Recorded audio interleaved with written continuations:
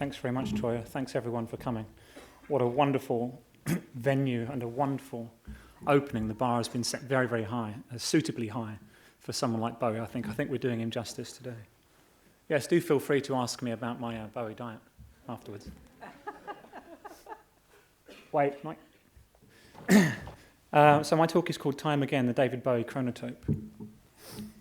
One day, David Bowie said, I'm going to write a poem in a letter. This is David Bowie and his band The Aliens, and the only people still standing up after lunchtime in this sophisticated area of Soho, London. We welcome all our friends from the American Empire. We'd like to launch into the first of our lunchtime songs. This is called Blue Jean.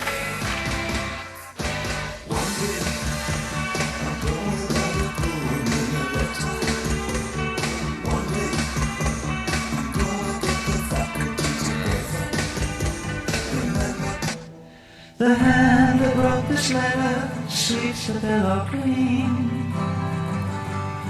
So rest your head and read a treasured dream. I care for no one else but you. I tear my soul to cease the pain. I think maybe you feel the same.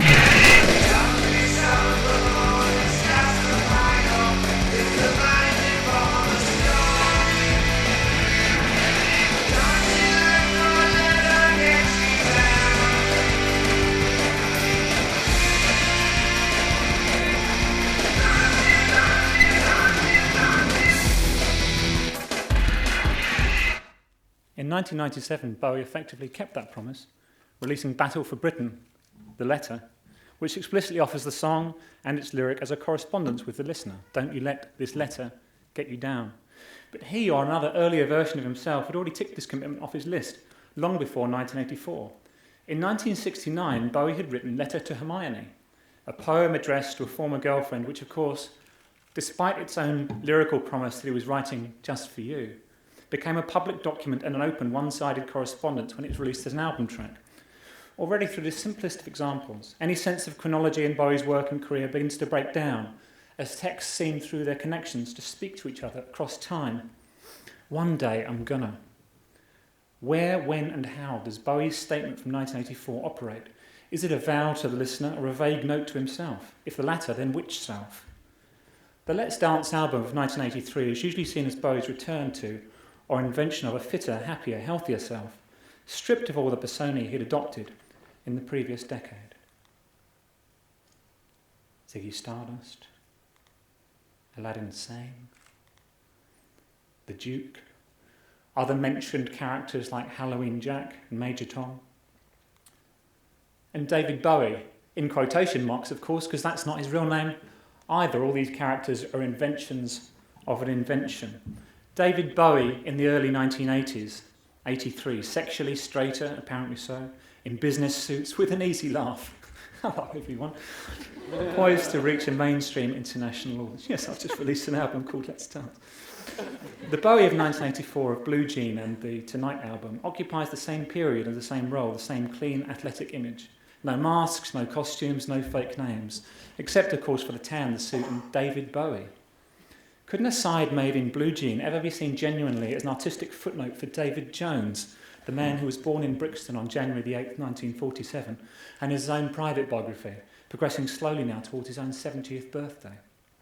Should we see that line as David Bowie talking to himself, to us, to the character Blue Jean, or is the Bowie of Blue Jean, despite the lack of explicit persona, himself a character from that particular song, a man hung up on a girl who is never mentioned in any other track, unless, of course, it's Jean Genie again. One day I'm gonna. How does it complicate our sense of chronology and historical moment when we remember that Bowie performed the song, made that promise, murmured that aside to live audiences on his 1987, 1990 and 2004 tours? When I played that song to you again here in July 2015, was the line renewed again? Was the promise deferred once more into the future? Should we see it in context as a historical artefact from a specific period, or is Bowie's dialogue with us, with himself, always live, revived as a conversation whenever we play the song on vinyl, on cassette, on CD, iTunes, YouTube? or play it again into a million different moments and as many unknowable contexts as there are listeners? How do we begin to answer these questions? Not by reading out a poem or a letter, although perhaps this is a letter to David in a way, but through this spoken adaptation of a chapter in a book. If you like this talk at all, it's adapted from an extended version in the book Enchanting David Bowie, which is out this weekend, launching tomorrow. A chapter, or better yet, an essay with its inherent sense of attempt. We should at this stage begin with questions rather than a complete solution. We should anticipate and even embrace exploration and negotiation.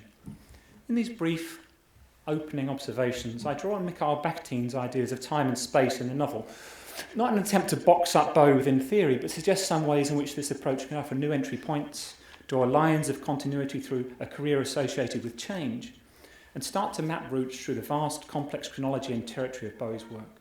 Rather than providing answers, or some answers, it's intended to mark a beginning. Bakhtin's Forms of Time and Chronotope in the novel was written in 1937 to 1938. Another persona. But its concluding remarks, a lengthy and significant section, were added in 1973, 2 years before Bakhtin's death, and in the year of Aladdin Sane's release. An interesting overlap. Bakhtin's essay explores several different types of chronotope to describe the relationship between time and space in works of art. While Bakhtin's categories of chronotope are presented as distinct and specific to the novel, Bakhtin stresses in his concluding remarks they also overlap and intersect and enter into dialogue with each other and with the author and the reader-listener. Bakhtin draws on a metaphor of a literary space, filled with isolated curiosities and rarities that bear no connection to each other, self-sufficient items, curious, odd, wondrous, their congealed suddenlies, adventures turned into things. He describes the fusion of time and space in the Gothic novel as a castle filled with the traces of centuries and generations, furnishings, weapons, the ancestral portrait gallery, the family archives, the traces of time in the castle bear a museum-like character. We might be reminded here in another overlap, not just of the cluttered storerooms, both interior and exterior, conjured by the lyrics of Bowie's 5 Years. I remember these, my brain hurt like a warehouse. Had to cram so many things to store everything in there. We've got 5 years. And displayed in the video for Where Are We Now? Another warehouse, I think in New York, I think, a cluttered storeroom. But also of the vast and comprehensive David Bowie exhibition, which was first hosted by London's V&A in 2013 and is now gloriously and generously available to us here in this building. Time, too, is given flexible flesh made concrete and fluid through Bakhtin's chronotope. It seems to gain form like an elastic-bodied superhero in a comic book, stretching while remaining solid. Bakhtin says that time becomes, in effect, palpable and visible. The chronotope makes narrative events concrete, makes them take on flesh, causes blood to flow in their veins. Time, as it were, thickens, takes on flesh, becomes artistically visible. Likewise, space becomes charged and responsive to the movements of time, plot, and history. In Bowie's work, time also takes on physical form. A clip, please. Bowie on time.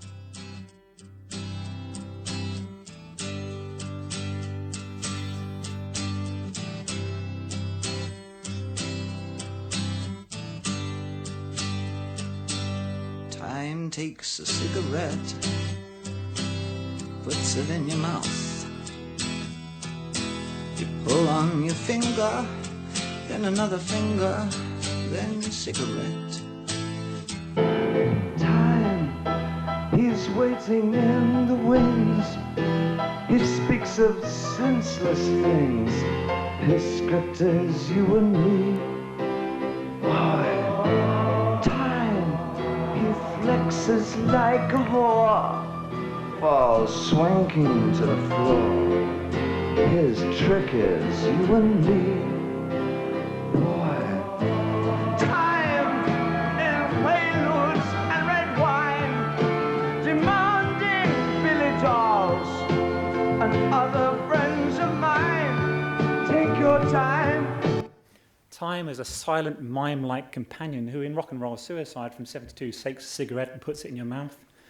Also from 72 in Time, time is a figure who waits in the wings, and in a vivid image of chronology taking on flesh and thickening through the rush of blood, falls wanking to the floor.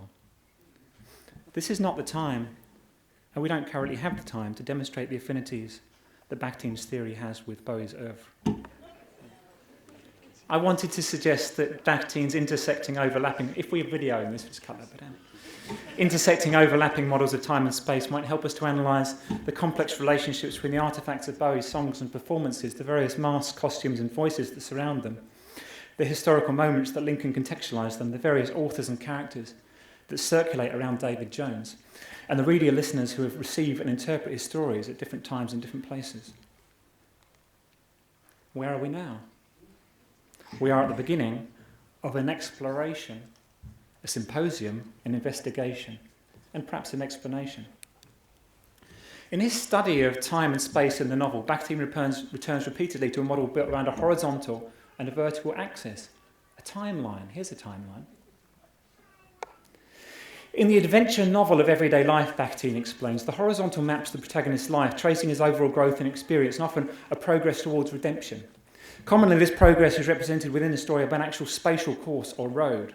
Thus is realised, says Bakhtin, the metaphor, the road of life, the path of life. This road recurs in narratives from Chaucer to Kerouac to Lee Child's novels of Jack Reacher. It's the classic story of the Hitcher, the road movie. On the road. The road both provides the metaphorical map for the character's pilgrimage and progress and provides the arena for the chance meetings and choices that structure his narrative and shape his life. The individual scenes, encounters and episodes of the protagonist's story occupy a vertical axis, intersecting the horizontal and chopping up the primary narrative into single episodes. And if this road seems inherently masculine, we might bear in mind that Lewis Carroll's Alice follows a similar pattern.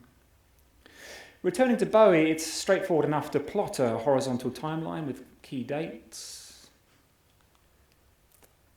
His birth, when he had adopted the name David Bowie, within which the rise and fall of Ziggy Stardust as a self-contained story about a character would form a vertical episode, a departure from the horizontal life of David Bowie, a departure from the road.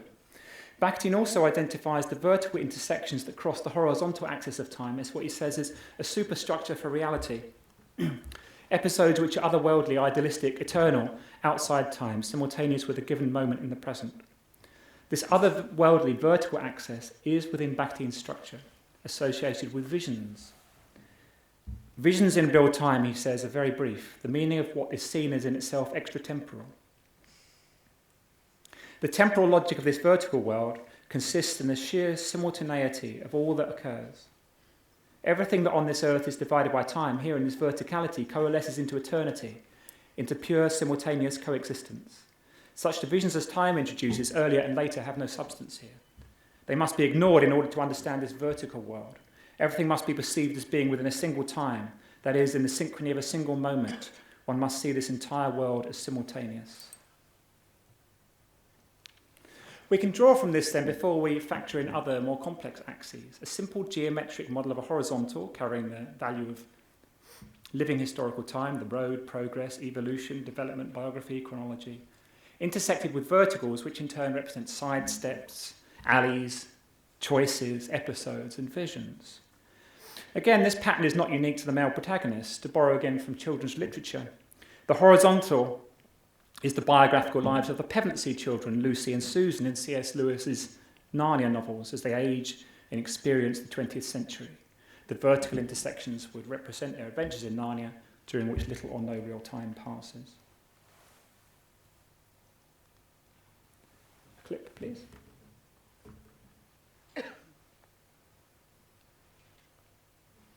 Running down the street of life, I'm never gonna let you die. I'm never ever gonna get old. I'm never ever gonna get.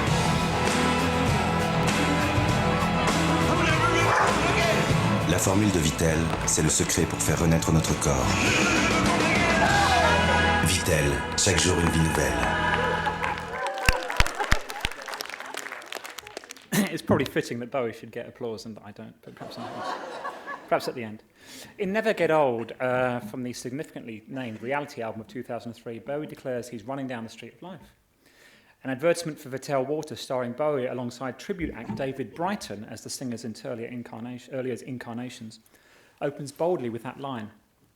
If we take the career of David Bowie, leaving to one side for now the biography of David Jones, as the horizontal street of life, the advert clearly depicts this Bowie, older and simply dressed, sceptical of his earlier forms. This is the real one, in contrast to the CGI and impersonation of the earlier versions. Then the other incarnations are the characters we meet, or he meets, on that road. The advert shows us the Piero of Ashes to Ashes, the feminine figure from the cover of Man Who Sold the World, the thin white Duke, the half canine beast of Diamond Dogs, and the melancholy red-haired Bowie from the cover of the Low album, adapted in turn from a shot of Thomas Newton in The Man Who Fell to Earth. We'll see them now at the table. That's the thin white Duke, the Piero, and an unnamed, it's not really a character, is it? It's David Bowie on Man Who Sold the World. The Diamond Dog.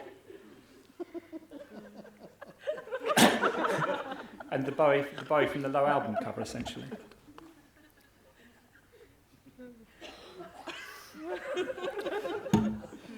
We could also include, as Bowie's personas, other named characters, such as Halloween Jack, perhaps, from Diamond Dogs, and Nathan Adler from the Outside album. These other figures lead us down the sign roads of adventure time, which intersect Bowie's main street of life on a vertical axis. David Bowie's career, of course, can also be mapped across time. The singer himself visibly, although slowly, and audibly ages, and is generally considered to evolve through stages from one album to the next, from the eponymous 1967 debut album, announcing his name and brand, to The Next Day, with its inherent titular sense of chronological progression and its conceptual themes of nostalgia and age. Most obviously in Where Are We Now, but also in the video of The Stars Are Out Tonight, where Bowie interacts with a younger female version of himself. But even the lighter rock of Valentine's Day is based around a calendar date. But Ziggy Stardust lives again whenever we revisit the single of that name. The Thin White Duke returns with the first line of Station to Station, and Nathan Adler's investigations begin once more with every replay of the Outside album, or as I call it, One Outside. I think you know what I'm talking about. One Outside. You'll remember steps sideways into a then imaginary future, the year 1999, now itself history, and the persona of several characters of various ages and genders: Baby Jane Grace, Nathan Adler, Ramona A. Stone, Algeria Touchshriek. This alternate universe adventure about art crime and its detection offers another example of a vertical departure against the linear horizontal of Bowie's career, what Bakhtin calls the otherworldly outside time, simultaneous with a given world in the present. We could also see as vertical departures from Bowie's horizontal timeline Thomas Newton in The Man Who Fell to Earth. He's looking at you. Yes.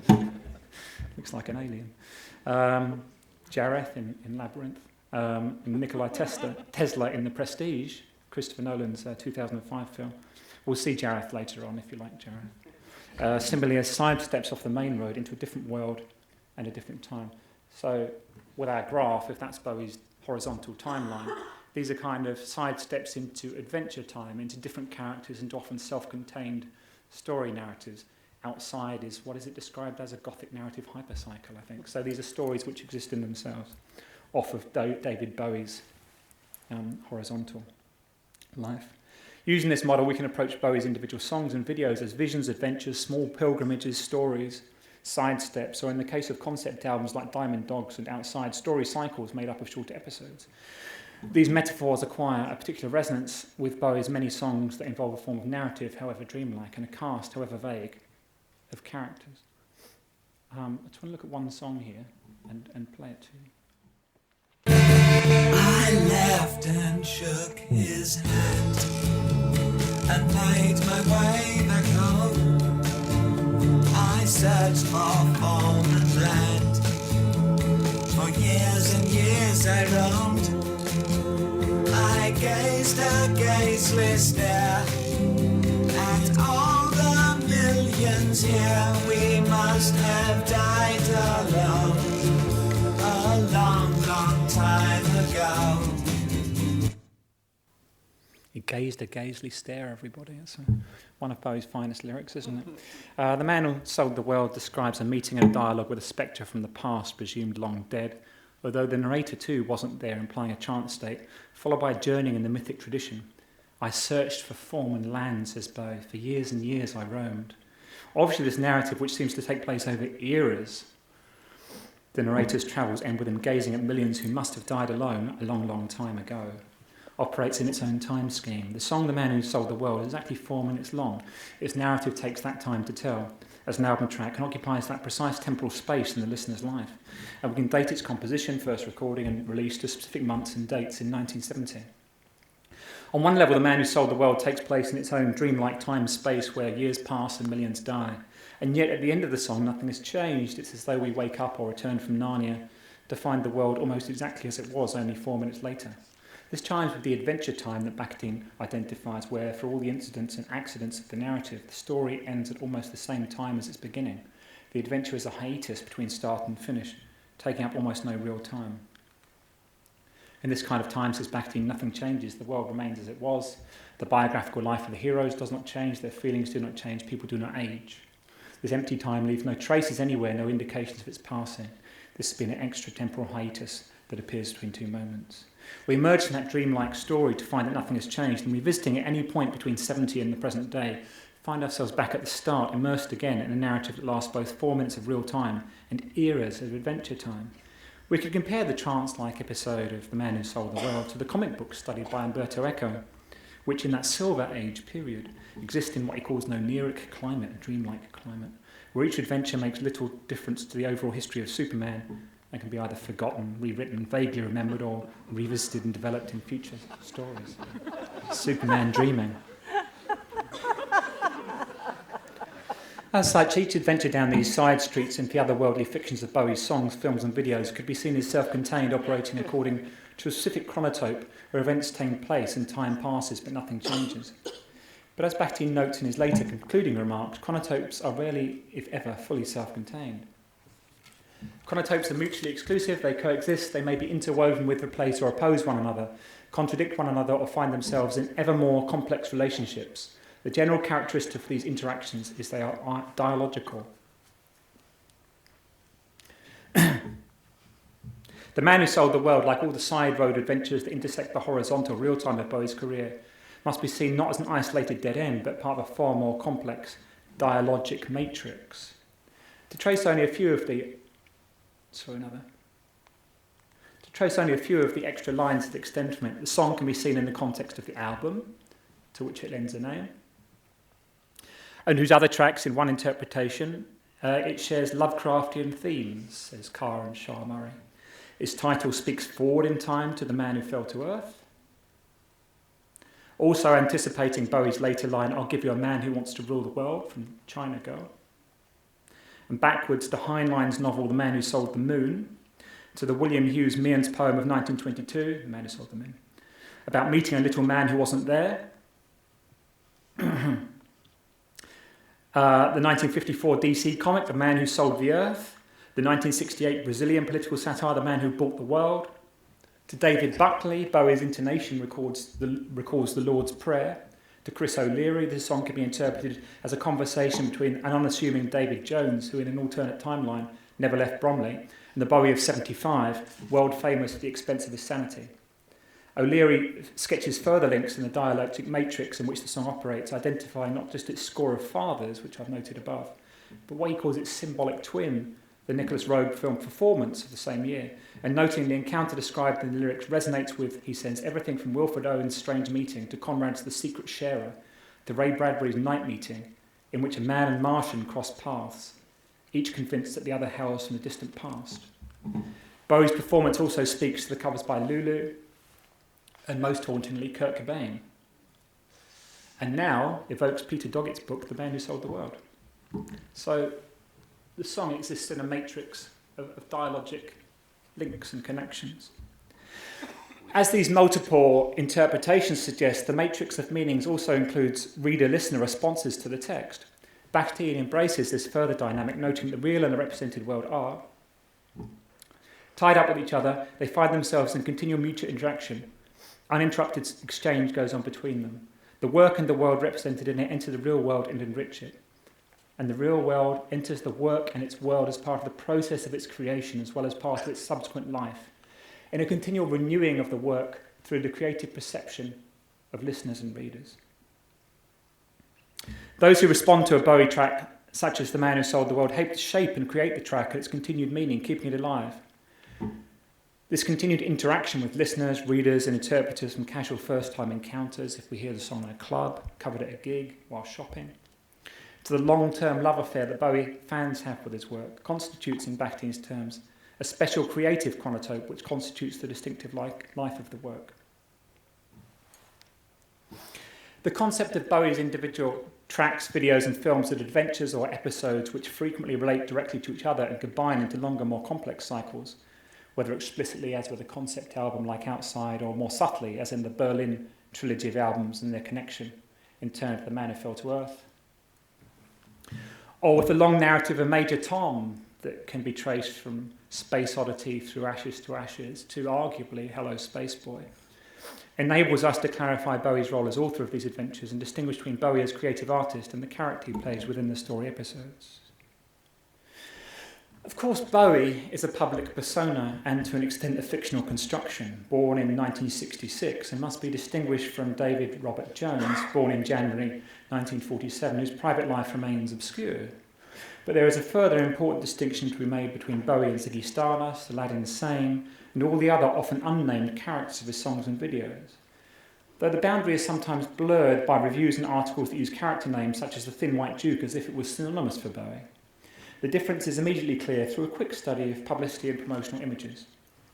Just as the poster for The Man Who Fell to Earth presents David Bowie in Nicholas Roeg's film, positioning him unambiguously as actor, distinct from the character, Thomas Jerome Newton, so it's obvious from the cover of Aladdin Sane that David Bowie holds a different position to Aladdin Sane.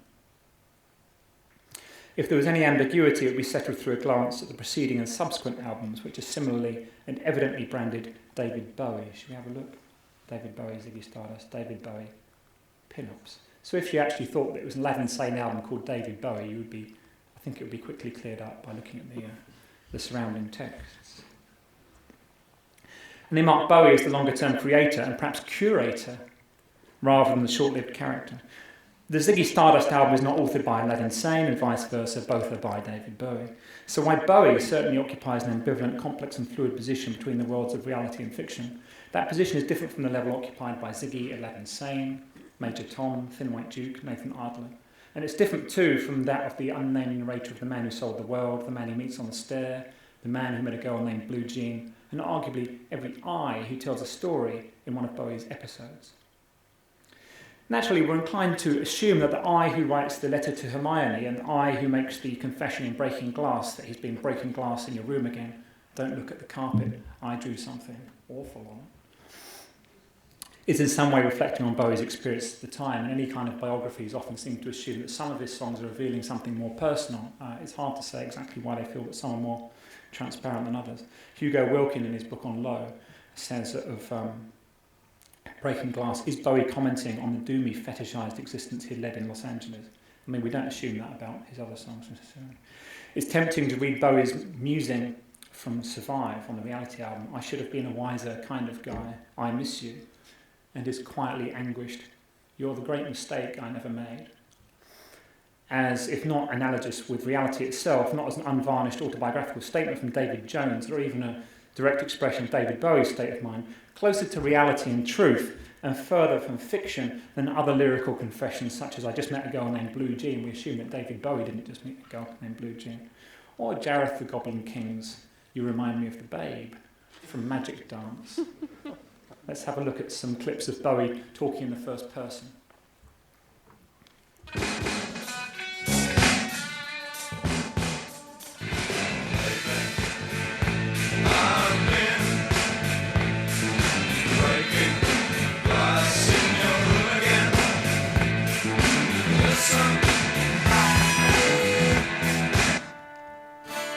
Oh my, naked eyes, I should have kept you, I should have tried, I should have been a wiser kind of guy, I miss you.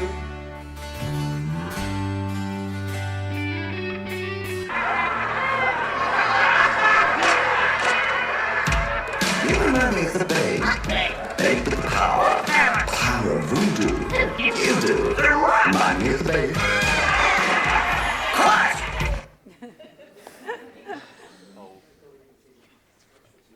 The pouch, the bulge, would have been terrible. I was a bit too old for that, I think. If then, for the purposes of thanks for that. Anyone else want to? Very much. They're on the cheap seats. If then, for purposes of argument, we take David Jones's inner life and private thoughts as our baseline of reality, and a performative, provocative statement from David Bowie, such as "It's true, I am a bisexual," from Playboy in September 1976, as a next level of fictional construction. All of those interviews can't really be trusted, can they? They're very contradictory. I mean, basically, he's a liar. Not to put it too finely. Bowie's various characters occupy different positions in the otherworldly vertical superstructures that intersect with his horizontal chronological career line. As in Dante's vision of hell, we could place characters like Jareth, though clearly inhabited by and promoted as a performance of David Bowie, towards the fictional end of the spectrum, with Bowie's stage and screen interpretations of historical figures Nikola Tesla, the Elephant Man Joseph Merrick, at a different position on the scale closer to the real. Figures like Ziggy Stardust and the Thin White Duke, who are essentially titles for Bowie's performance at the time rather than characters in the conventional literary sense, are closer to expressing and revealing David Bowie, while the unnamed, relatively unadorned narrators of songs like Survive and The Man Who Sold the World are surely closer to serving as transparent vehicles for the author. Just, Bowie does say these are characters. We assume that Ziggy Stardust and Aladdin Sane are characters and that they're stories, but really they don't stand up to any kind of what we would usually define in literature as a story do. I mean, Ziggy Stardust, I'm going off topic here, but as a concept album, it's a very rickety concept, I think. It's not really got a story to it. But these last speakers, too, are not necessarily identical to David Bowie, who discusses intention in interviews. And the public face and voice, however conventional, should be considered as quite distinct, again, from the inner life of David Jones. Maybe everything David Bowie says, I think, is a performance anyway. To what extent David Bowie has come to encompass and perhaps engulf David Jones, he never actually changed his name legally, as I'm sure many of you know. Checks still come to David Jones, not David Bowie. Probably quite substantial checks these days. To what extent David Bowie has come to encompass David Jones, and whether and what form the man who was born David Jones can still be said to exist, is another matter. Perhaps that's something we can all consider. Does he still exist? David Bowie, despite the consistency of his themes and the dialogic echoes that run throughout his work from 1966 to the present day, clearly changes, evolves and developed. There's a marked difference between 1967's David Bowie and 2013 The Next Day in terms of performance, authorial position, musical composition, vocal tone and lyrical concerns. And two songs from each period could not simply swap places in time without significant revision. Here's an example, as confirmed the difference between these two versions of London Boys from 1966 and the unreleased Toy album from 2001. Same song, very different vocal performance. Somebody shows you around. Now you've met the London boys. Things seem good again. Someone cares about you. Somebody shows you round. Now you've met the London boys. Things seem good again. Someone cares about you. As such, Bowie's road, the horizontal chronological progression of his career, does involve a journey of progression, a gaining of perspective and experience through a series of encounters and progressions. Bowie's career, rather than a weightless hiatus from 1966 to the present, embodies long-term transformation, as we would expect in the evolution of any serious artist who remains active and engaged for so many decades. But this gradual change, this slow burn, to borrow a song title from the Heathen album, is quite distinct from the multiple shorter-lived and more superficial transformations he embraces during his episodic adventures. If we see Bowie as a traveller on a long road, then he regularly and frequently adopts masks and costumes and dips into various spheres of life, inhabiting them temporarily before rejoining the main path. In Bakhtin's terms again, we could see Bowie in the rogue of what Bakhtin describes as the rogue and the adventurer who do not participate internally in everyday life, who do not occupy it in any definite fixed place, yet who at the same time pass through that life and are forced to study its workings, its secret cogs and wheels. Bakhtin identifies other similar roles with their similar functions, opportunities and limitations, their special access and understanding balanced against their lack of settled home and sense of belonging, the servant, he says, the parvenu, the procurer, the prostitute, the courtesan. These characters are eavesdroppers, spies, exposing and betraying all layers and levels of private life. This is the philosophy of a person who knows only private life and craves it alone, says Bakhtin. Could be speaking about Bowie, but who does not participate in it, who has no place in it, and therefore sees it in sharp focus as a whole in all its nakedness, playing out all its roles, but not fusing his identity with any one of them. This is the world of the criminal, the detective, the investigation, as specific forms for uncovering and making private life public.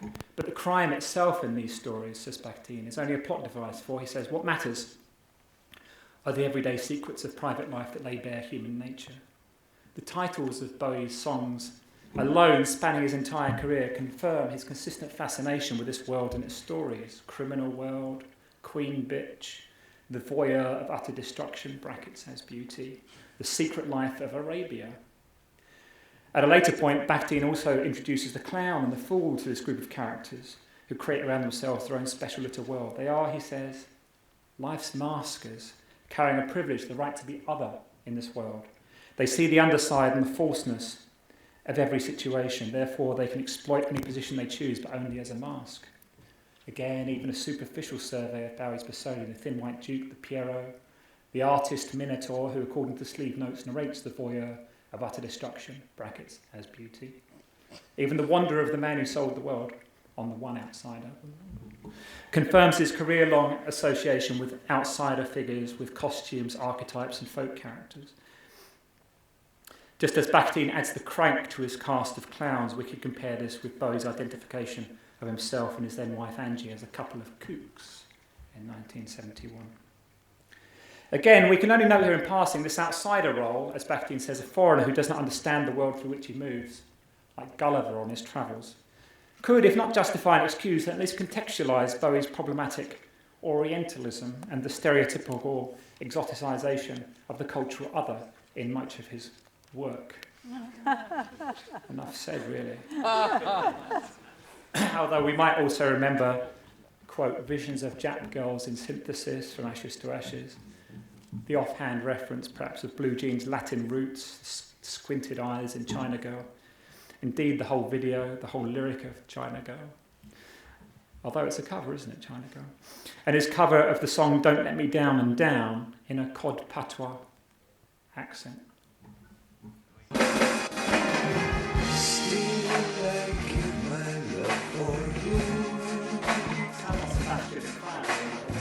No place to hide, no way to fall. Nowhere to lie, no words of mine. I'm sick and tired of telling you. Don't let me down and down and down. Don't let me down and down and down. I don't think I'm just imagining it. I think it's a very unwise move to put on a cod accent for that song. If these engagements with the cultural other are at best ill-considered, then it could be argued they're part of a broader, even Brechtian, making strange, a naive, alienated approach to the world that homeless and wandering sees everything as other. In the Los Angeles of black tie, white noise, despite living in the city during the riots, Bowie admits he is getting my facts from a Benetton ad, staring through African eyes. In Strangers When We Meet, set in Greater London, he is equally bewildered, dazzled by the new, describing the lifestyles of his affluent British friends in fragmented foreign terms. No trendy réchauffé, humming Rheingold, we trade by Vendu. As Bakhtin observes, through the master, the clueless clown, the adventurer and the investigator come to the aid of the novelist, enabling him to inhabit and move between various spheres of society in various guises, and through his work make those private lives public. The relationship between the author and the characters is not straightforward. Bakhtin says we find the author outside the work as a human being living his own biographical life, but we also meet him as the creator of the work itself. We meet him most of all in the composition of the work.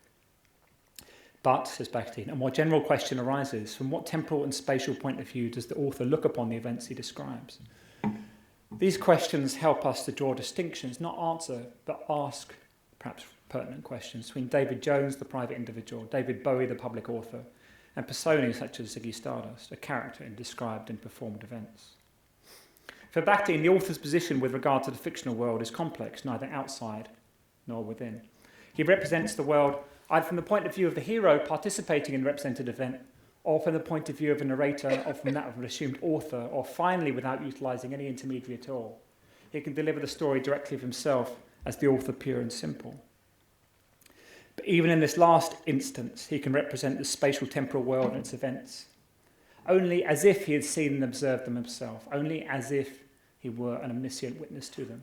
As the creator, he remains outside the world he has represented in his work. This is not the time to do more than identify the complexity of the relationship between Bowie as the narrator of the song Ziggy Stardust and Ziggy Stardust, the character who is regularly associated with Bowie himself, played by or even inhabited by him on stage and indeed off stage, but described by the song in the third person and the past tense. I always think it's interesting. Ziggy played guitar. The story is over by the time it's begun. Or the relationship between Bowie and the unnamed narrator character who seems to confess his destructive tendencies in breaking glass, and the author figure who's seemingly with less artifice, but with Bowie, how do we know whenever there is less artifice? Muses on his regrets in Survive. What Bakhtin's model does offer us is a structure that acknowledges and enables further investigation into this dynamic, and allows us to distinguish between Bowie and author and his less obviously constructed characters, such as the man who just met a girl named Blue Jean. Within this reading, the narrator characters of Blue Jean, Modern Love, and Let's Dance from the period when Bowie became an international superstar and supposedly dropped the masks and costumes, along with much of his subversive play and provocation, are revealed as simply another persona, the businessman, the straight man, perhaps even the return of the man who sold the world, who was glimpsed by an earlier Bowie narrator. Once more in conclusion, or in conclusion, we cannot, in this brief circumstance and setting, fully unpack the complexities of the Matrix activated by a single line and a single song like Blue Jean, with its promise or its recollection that one day Bowie or a version of Bowie will have written a poem in a letter. Even a longer investigation cannot hope to fully map this network, and as you know, I'm researching and writing a monograph myself, in part because it's our own interpretations of Bowie's previous, current and future work that continue to keep those meanings alive, to reactivate and extend the chain of signifying echoes, integrating them with our own life landscapes and our own personal responses. All of us make the work and the meanings of David Bowie. There's as many different meanings of the song as there are people in this room, and of course everyone outside the room as well. It is, in a sense, we as listener readers who continue to keep Bowie novel, as in new. But investigation must start somewhere, as must a symposium, and we have begun. And I would like to finally show you a small trailer of my immersive research process so far. We'll see if it... Okay, I'm going to ask you some questions now, Mr. Will Brooker. Yeah, if that's Okay. my name, man. If that's my name. I'm going to ask you, If that's my name. why is Mr. David Bowie an important person? I need your answer on that. I don't think he is.